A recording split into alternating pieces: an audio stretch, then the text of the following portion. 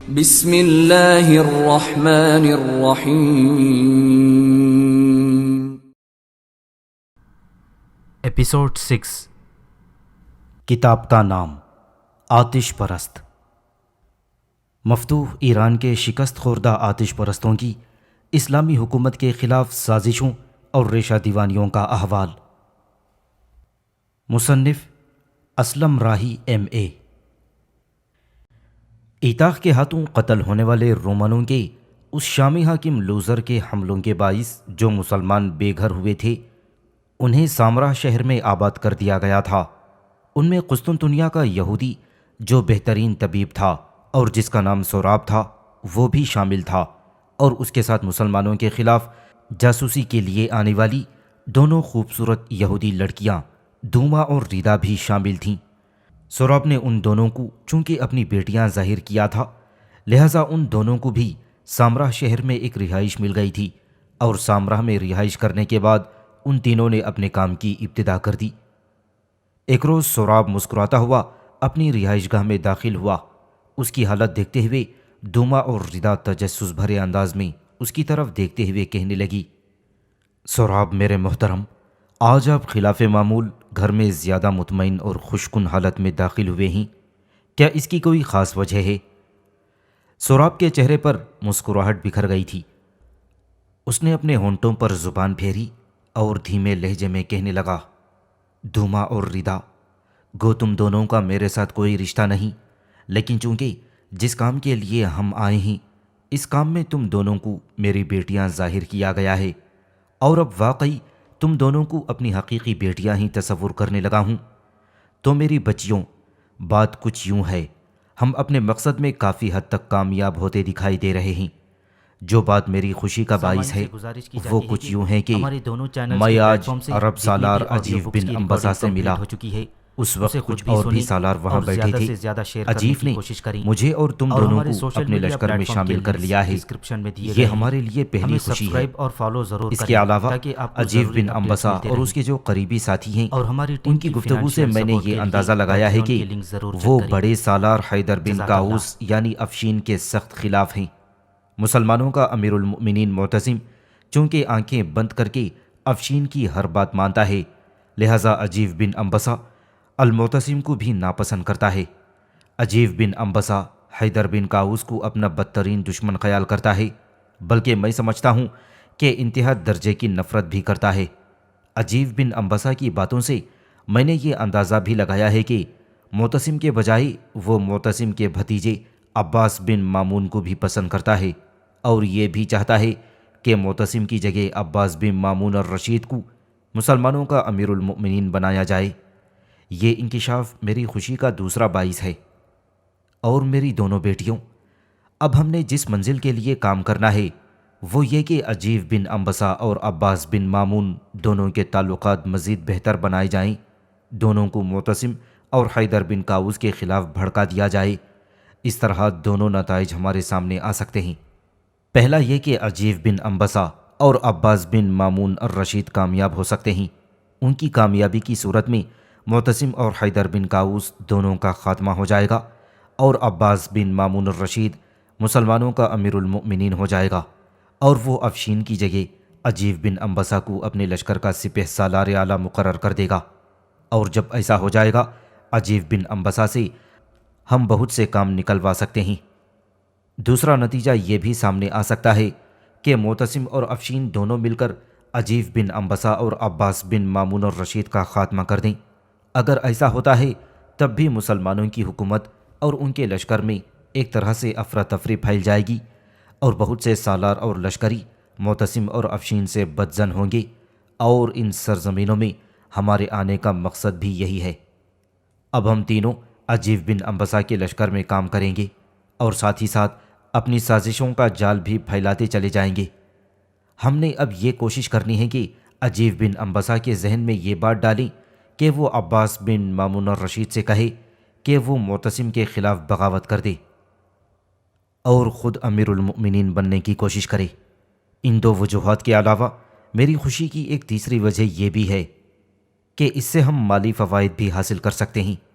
میری دونوں بیٹیوں، نوفل بن میخائیل نے جب شادی کرنا چاہی تو اس نے اپنی سلطنت میں سے 2 انتہا درجے کی خوبصورت لڑکیوں کا انتخاب کیا تھا، ایک ایکاسیا اور دوسرا تھیوڈورا۔ ایکاسیا تھیوڈورا سے بھی زیادہ حسین تھی۔ نوفل بن میخائیل اسے شادی کرنا چاہتا تھا، لیکن دوران گفتگو ایکاسیا کو نوفل بن میخائیل کی چند باتیں ناپسند ہوئیں، لہٰذا اس نے اس سے شادی سے انکار کر دیا۔ وہ روپوش ہو گئی۔ مجبوراً نوفل نے تھیوڈورا سے شادی کر لی، لیکن نوفل بن میخائیل ایکاسیا کو پسند کرنے لگا تھا اور ہر صورت میں اسے بھی اپنے حرم میں داخل کرنا چاہتا تھا۔ ایکاسیا اپنی ماں قسطونہ کے ساتھ بھاگ گئی۔ آج ایکاسیا اور اس کی ماں قسطونہ کو سامرا شہر میں دیکھتے ہوئے میری حیرت اور پریشانی کی کوئی انتہا نہ تھی۔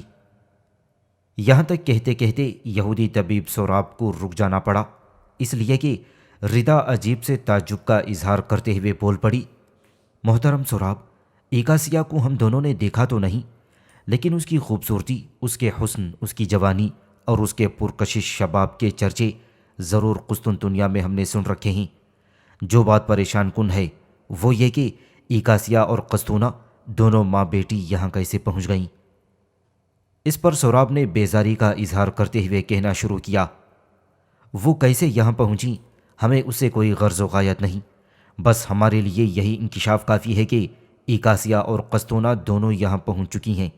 میں دونوں سے مل چکا ہوں، وہ دونوں ماں بیٹی پہلے سے میری جاننے والی ہیں، مجھے یہاں دیکھ کر خوش ہوئیں۔ انہیں میرے اہل خانہ کا تو علم نہیں۔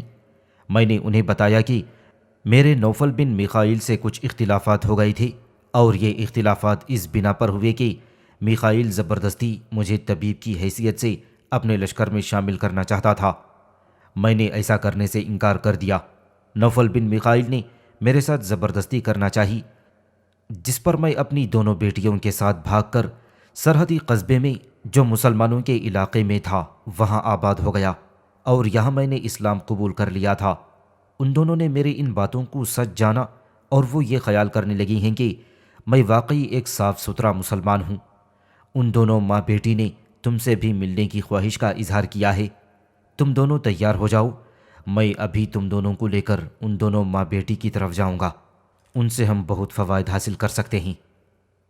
سوراب کے خاموش ہونے پر دوما بول پڑی، محترم، ہم ان سے کیا فائدہ حاصل کر سکتے ہیں؟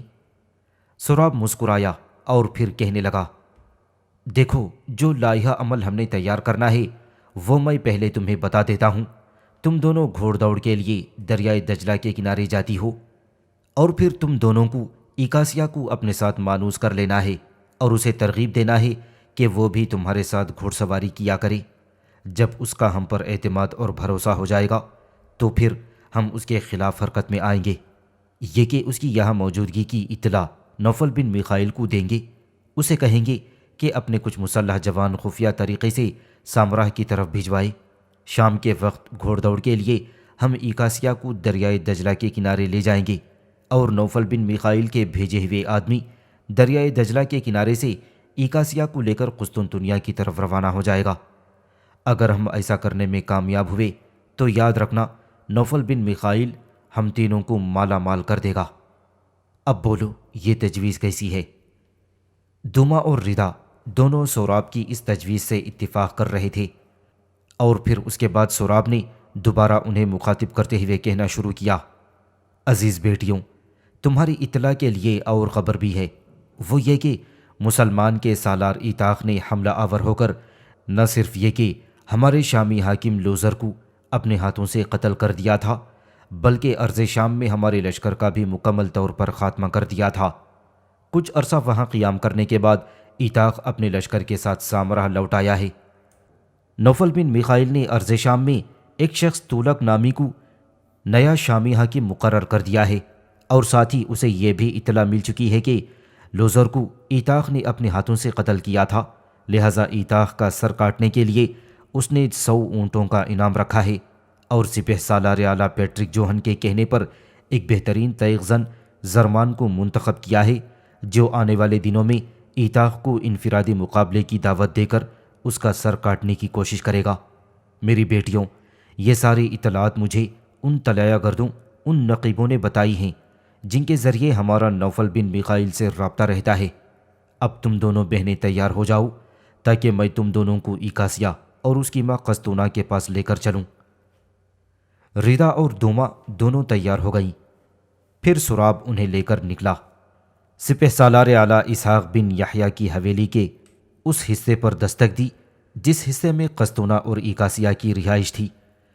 دروازہ ایکاسیہ نے ہی کھولا تھا اور اپنی رہائش گاہ کے دروازے پر سراب کو دیکھتے ہوئے وہ مسکراتے ہوئے کہنے لگی، میں آپ کو آپ کی دونوں بیٹیوں کے ساتھ خوش آمدید کہتی ہوں۔ اتنی دیر تک ایکاسیہ کی ماں قسطونہ بھی وہاں آن کھڑی ہوئی تھی۔ وہاں کھڑے ہی کھڑے سراب نے ان سب کا آپس میں تعارف کروایا اور پھر قسطونہ اور ایکاسیہ انہیں لے کر اپنی حویلی کے اندرونی حصے کی طرف ہو لی۔ اور جب پانچوں دیوان خانے میں بیٹھ گئے تب گفتگو کا آغاز ایکاسیہ کی ماں قسطونہ نے کیا۔ مجھے آپ تینوں کو دیکھ کر بے حد خوشی اور اطمینان ہوا ہے۔ آپ تینوں باپ بیٹی بخیریت سے یہاں پہنچ گئے ہیں۔ اب نوفل بن میخائیل کے ظالم ہاتھ تم تینوں کی گرفت کے لیے نہیں پہنچ سکتے۔ یہاں تم تینوں محفوظ ہو۔ ہم سب کی زندگی ایک جیسی ہے۔ ہم پانچوں ہی مظلوم ہو کر نوفل بن میخائیل کے ظلم سے بھاگے ہوئے ہیں۔ یہاں قیام کے دوران تم تینوں کو کسی قسم کی تکلیف کا احساس ہو تو مجھے بتاتے ہوئے ہچکچانا نہیں۔ یہ مسلمان بہت اچھے لوگ ہیں، رحم دل ہیں اور ضرورت مندوں کی مدد کرنا اپنا فرض عین خیال کرتے ہیں۔ میں ان کی انتہا درجے کی ممنون اور شکر گزار ہوں کہ انہوں نے ہمیں اپنے ہاں پناہ دے رکھی ہے۔ قسطونہ مزید کچھ کہنا چاہتی تھی کہ اس کی بات کاٹتے ہوئے ردا بول پڑی، ایکاسیہ میری بہن، تم دن بھر حویلی میں بند رہ کر کیا کرتی رہتی ہو؟ ایکاسیہ مسکرائی اور کہنے لگی، سراب نے مجھے بتایا تھا کہ تم دونوں بہنیں ان کی طرح بہترین طبیب ہو۔ تم تو لشکر میں رہ کر طب کا پیشہ کر سکتی ہو، لوگوں کی دیکھ بھال، مریضوں کی نگرانی کر سکتی ہو، لیکن میرے پاس تو کوئی ایسا ہنر نہیں، لہٰذا میں گھر میں پڑی رہنے کو مجبور ہوں۔ اس پر ردا نے اس کے کندھے پر ہاتھ رکھا اور کہنے لگی، ایسی کوئی بات نہیں۔ دن بھر کی مصروفیت کے بعد ہم شام کے وقت گھوڑ دوڑ کے لیے دریائے دجلہ کے کنارے کی طرف جاتی ہیں۔ تم بھی ہمارا ساتھ دیا کرو، اس طرح وقت اچھی طرح کٹ جائے گا۔ ردا کی اس گفتگو سے ایکاسیہ چونکی اور کہنے لگی، مجھے تو کسی ایسے ساتھی کا انتظار تھا جو مجھے یہ پیشکش کرے۔ میں خود گھوڑ دوڑ کے لیے نکلنا چاہتی ہوں۔ اب جب کہ تم دونوں بہنوں نے مجھے یہ پیشکش کر دی ہے تو میں آج ہی گھوڑ دوڑ کے لیے تمہارے ساتھ جانے کی ابتدا کر دوں گی۔ ایکاسیہ ابھی کچھ کہنا چاہتی تھی کہ قسطونہ بول پڑی، بیٹی باتیں بعد میں ہو جائیں گی، پہلے اٹھو، اپنے ان معزز اور عزیز ترین مہمانوں کے لیے کھانا تیار کریں۔ ایکاسیہ اٹھ کھڑی ہوئی، اس کے ساتھ ہی دوما اور ردا بھی کھڑی ہو گئیں۔ پھر ردا نے قسطونہ کا ہاتھ پکڑ لیا اور کہنے لگی، خالہ آپ بیٹھیں، ہم تینوں کھانا تیار کرتی ہیں۔ اس کے ساتھ ہی ردا اور دوما ایکاسیہ کے ساتھ ہی مطبخ کی طرف چلی گئی تھیں، اور پھر دیوان خانے میں سراب اور قسطونہ بیٹھ کر گزرے ہوئے وقت کی باتیں کرنے لگے تھے۔ ایتاخ اپنی حویلی کے دیوان خانے میں اکیلا بیٹھا ہوا تھا کہ اس کی حویلی میں جو معتصم کی طرف سے محافظ مقرر تھے ان میں سے ایک دیوان خانے کے دروازے پر آیا، دروازے پر دستک دی اور کہنے لگا، امیر عجیب بن انبسہ آپ سے ملنا چاہتے ہیں۔ اپنی نشست پر بیٹھے ہی ایتاخ نے کہہ دیا، اگر عجیب بن انبسہ آیا ہے تو اسے روکا کیوں گیا ہے؟ اسے جلدی میرے پاس بھیجو۔ تھوڑی دیر بعد عجیب بن انبسہ دیوان خانے میں داخل ہو گیا۔ اپنی جگہ سے اٹھ کر ایتاخ نے اس کا استقبال کیا، اس سے گلے ملا اور اسے اپنے قریب بٹھایا۔ تھوڑی دیر تک ایتاخ نے اس کے چہرے کا بغور جائزہ لیا اور پھر مسکراتے ہوئے کہنے لگا، ابن انبسہ، خدا جھوٹ نہ بلوائے، تم مجھ سے کوئی بہت بڑی بات کہنے کے لیے یہاں آئے ہو۔ یہ اندازہ میں نے تمہاری آنکھوں اور تمہارے چہرے کے تاثرات سے لگا لیا ہے۔ عجیب بن انبسہ مسکرا دیا اور کہنے لگا، ایتاخ میرے بھائی، تمہارا اندازہ درست ہے، میں واقعی ہی ایک بہت بڑی بات کہنے کے لیے آیا ہوں، اور یہ بات حیدر بن کاؤس یعنی افشین سے متعلق ہے۔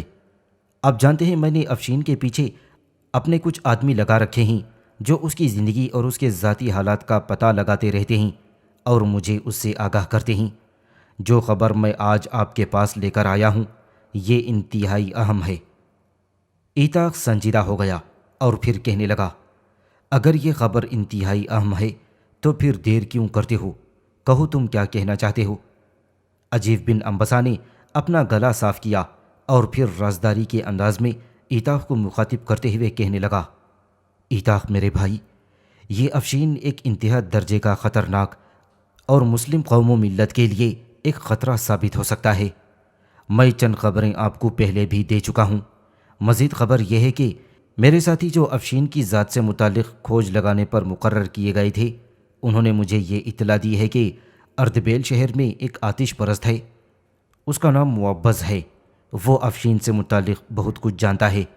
میرے آدمیوں کا کہنا ہے کہ معبز نام کے اس آتش پرست کا کہنا ہے کہ افشین دل سے مسلمان نہیں بلکہ آتش پرست ہے، مرے ہوئے جانور کا گوشت کھاتا ہے، دوسروں کو بھی ایسا کرنے کی ترغیب دیتا ہے۔ یہ کہتا ہے کہ ذبیحہ سے زیادہ لذیذ ہوتا ہے۔ ہر چہارشنبے کے دن ایک سیاہ بکری مارتا ہے، اس کی کمر پر تلوار مار کر اس کے 2 حصے کر دیتا ہے اور پھر اسے بھون کر اس کا گوشت کھاتا ہے۔ اس معبز نے اپنے آدمیوں کو یہ بھی بتا رکھا ہے کہ ایک دن افشین نے اسے کہا تھا کہ ان مسلمانوں کی وجہ سے مجھے یہ تمام کام کرنا پڑ رہے ہیں جو مجھے ناپسند ہیں، اور پھر اس معبز نے یہ بھی بتایا تھا کہ افشین یہ بھی کہتا ہے کہ مسلمانوں کی وجہ سے اس نے زیتون کھایا، اونٹ پر بیٹھا، جھوٹا پہنا۔ میرے آدمی کا یہ بھی کہنا ہے کہ اس کا دعویٰ ہے کہ افشین ابھی تک آتش پرست ہے اور اس نے ابھی تک ختنہ نہیں کرایا۔ جب تک عجیب بن انبسا بولتا رہا، بڑا سنجیدہ رہ کر ایتاخ سنتا رہا۔ جب خاموش ہوا تب ایتاخ نے کچھ کہنا شروع کیا۔ ابن انبسا، تم جانتے ہو امیر المؤمنین کی نگاہوں میں افشین کا بڑا مقام ہے۔ چند معمولی ثبوت سامنے رکھ کر اس پر ہاتھ نہیں ڈالا جا سکتا۔ اس کے متعلق ثبوت اکٹھے کرتے جاؤ۔ جب میں دیکھوں گا کہ اس کے خلاف کارروائی کرنے کے لیے کافی ثبوت ہو چکے ہیں تو یاد رکھنا میں عیاں ہو کر اس کے سامنے آ جاؤں گا۔ ایتاخ جب خاموش ہوا تو عجیب بن انبسا نے کہنا شروع کیا، ایتاخ میرے بھائی، یہ ہماری کیسی بدقسمتی ہے کہ افشین جیسا بدبخت اور ناقابل بھروسہ انسان پوری طرح امیر المؤمنین معتصم پر چھایا ہوا ہے۔ آخر یہ شخص کب تک ملت کی آنکھوں میں دھول جھونکتا رہے گا، اور کب تک اس جابر اور قاہر شخص کے سامنے ہم اطاعت و فرما بردار کا اظہار کرتے رہیں گے؟ کیا ہم اس کے سامنے ایسے ہی قاصر اور مجبور ہیں کہ اس کے سامنے اپنی زبان نہ کھول سکیں اور اپنی قوت پر قد غن لگا دیں؟ کیا اس بے راہ رو انسان کو کوئی لوہے کی لگام ڈالنے والا ہے؟ ایتاخ میرے بھائی، یہ شخص کب تک ہمارے دل و جان کی راحت کو دل کے بوجھ اور ذہن کی بیزاری میں تبدیل کرتا رہے گا؟ اس پر ایتاخ نے کچھ سوچا، چہرے پر ہلکا سا تبسم نمودار ہوا اور پھر کہنے لگا، عجیب بن انبسا میرے بھائی، زندگی دھوپ چھاؤں کا ایک کھیل ہے۔ اس کھیل میں قدم قدم پر موت و مرگ کے سناٹوں اور سازشوں کے کالے بادلوں سے پالا پڑتا ہے۔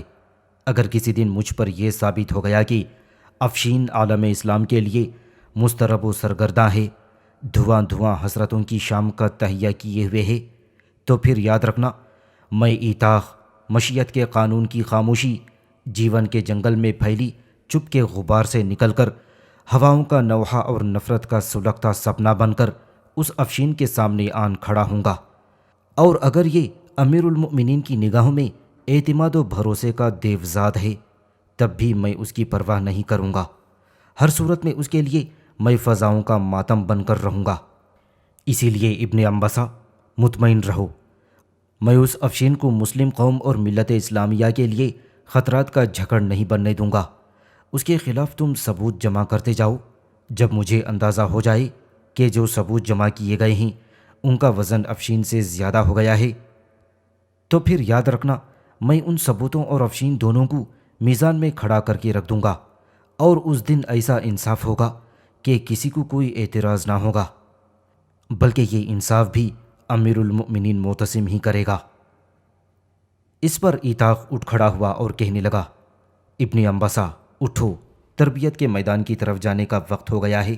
تھوڑی دیر تک امیر المؤمنین معتصم بھی وہاں پہنچ جائیں گے، اس لیے کہ آج مجھ سے انہوں نے وعدہ کیا تھا کہ وہ تربیت گاہ کی طرف آئیں گے۔ عجیب بن انبسا اپنی جگہ سے اٹھ کھڑا ہوا اور پھر ایتاخ کی طرف دیکھتے ہوئے کہنے لگا، میرے بھائی، جو مسئلہ میں نے اٹھایا ہے اس کا نہ کوئی حل بتایا گیا ہے اور نہ ہی اس کا کوئی مجھے مناسب جواب دیا گیا ہے۔ ایتاخ آگے بڑھ کر عجیب بن انبسا کے قریب آیا، اس کا شانہ تھپ تھپا کر کہنے لگا۔ ایتاخ اٹھ کھڑا ہوا اور پھر کہنے لگا، ابن انبسا اٹھو، تربیت کے میدان کی طرف جانے کا وقت ہو گیا ہے۔ تھوڑی دیر تک امیر المؤمنین معتصم بھی وہاں پہنچ جائیں گے، اس لیے کہ آج مجھ سے انہوں نے وعدہ کیا تھا کہ وہ تربیت گاہ کی طرف آئیں گے۔ اس پر عجیب بن انبسا اپنی جگہ سے اٹھ کھڑا ہوا، پھر ایتاخ کی طرف دیکھتے ہوئے کہنے لگا، میرے بھائی، جو مسئلہ میں نے اٹھایا ہے اس کا نہ کوئی حل بتایا ہے اور نہ اس کا کوئی مجھے مناسب جواب دیا ہے۔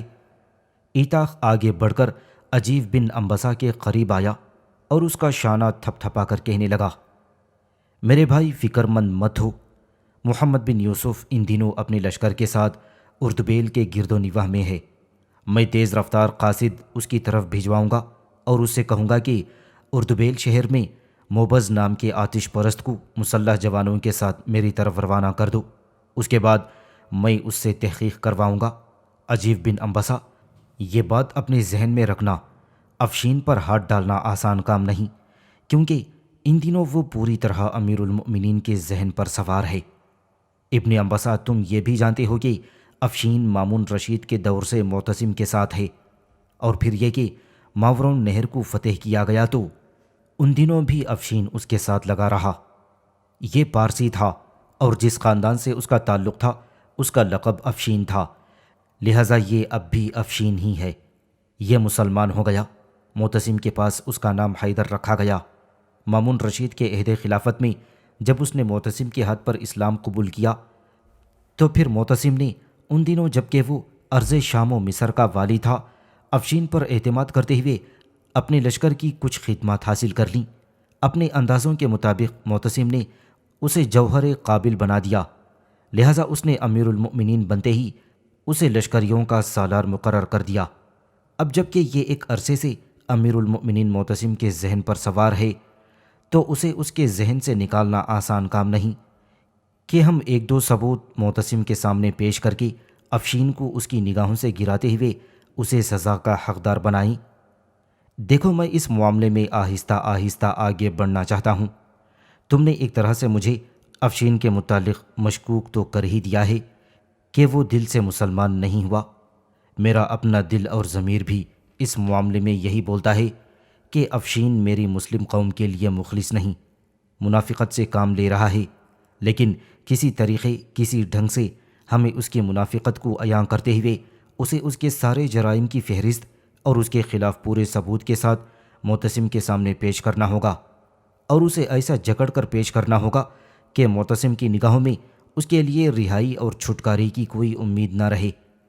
میں اپنے طور پر بھی اس کے خلاف ثبوت جمع کرتا رہوں گا، تم بھی اپنی کوشش میں لگے رہو، اس کے خلاف جو ثبوت تم اکٹھے کرو میرے پاس جمع کرواتے رہو، اور پھر دیکھنا جب میں نے اندازہ لگایا کہ ثبوت اس قدر واضح اور ٹھوس ہو گئے ہیں کہ میں افشین کے سامنے کھل کر آ سکتا ہوں، تو یاد رکھنا میں اس کے منصب اس کے مرتبے کی پرواہ نہیں کروں گا، اسے گرفتار کر کے اس کے جرائم اور گواہوں کے ساتھ اسے معتصم کے سامنے پیش کر دوں گا۔